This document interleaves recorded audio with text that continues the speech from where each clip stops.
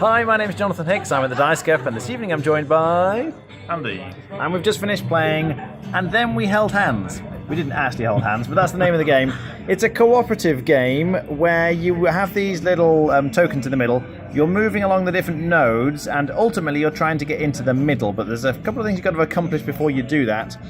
You have these objective cards. So our first objective is to get to a blue. So Andy was black here and I was this sort of orangey colour, and one of us has to get to a blue node. If we do that, we complete that objective, it gets discarded, and the next one is revealed, and this one's blue again. But you kind of keep going through, and they're going to represent the different colours, so then that one's red, and we have to try and get to a red one. In terms of how you move on the board, though, each of you has a kind of hand of cards, except they're laid out on the table in front of you. So you can see it just the strips down the left here you're looking at. So I kind of got blue, green, blue, black, blue.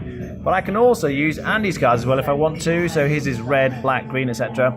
So if I need to move on to a red one, I look here and, oh great, I'm right next to a red one. So I look at mine and I don't have any red, but I could use his red card. So I kind of take it, it goes into my discard pile, and then I get to move onto the red space, and that completes this red objective, which will reveal the next one, and then it will be Andy's go. And now he's got to get onto a red one. But when you do this, if you move onto a black or a red space, your emotions, that's kind of the theme of the game, so black and red are kind of negative emotions, if you like. So if I use the red one, I've become enraged, and you move in terms of your balance to the negative side. But then on a subsequent turn, if I were able to use a blue or a green one, that pulls me the other way. So if I move back onto this blue one next time, that pulls me back into balance. So if you move onto a blue and then a green and then back onto a red, you kind of move this each time you move a space on here, aiming to get balance. Because when you become balanced, let's say I've been spending a few of these cards, you can then draw back up to your kind of hand limit of 6 cards, and they slot in here. Now you might notice each of these cards has got 2 different sides, and sometimes they're the same colour, and sometimes like this one you can see the different colours.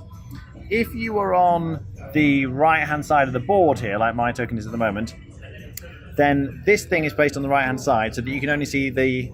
Actually that's the wrong way around, isn't it? But if I was on the left hand side of the board, you would see the left hand side of these cards. But if I'm on the right hand side of the board, what I should be doing is you kind of shuffle these up and you lay them out the other way, and then you get a different set of colours appearing, and this goes like that. So now when I'm on this side of the board, I've got different colours that we're potentially using. So you're using each other's colours, trying to complete the objectives, moving around here. There's 3 piles of objectives. When you complete the first pile, you can then move on to the second ring here. When you complete the second pile, you can then go into the inner third ring here, and then eventually you're trying to get into the middle on one of the 4 spikes there. But you must be balanced in your emotions in order to move in, and you've got to move in on consecutive turns. So if I'm here and I manage to move in and I'm balanced, then Andy has to move on the very next turn in order for us to win. If we don't manage that, if you run out of cards, then we lose the game. Alright, so what do you think? It's an interesting game. It sort of has a fair bit of similarity to Hanabi, which is what attracted me to the game in the first place. I thought it sounded quite interesting.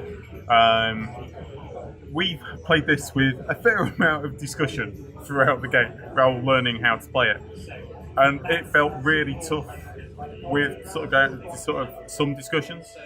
Playing this completely silently, or just by the game does allow you to talk about other things, just not the game.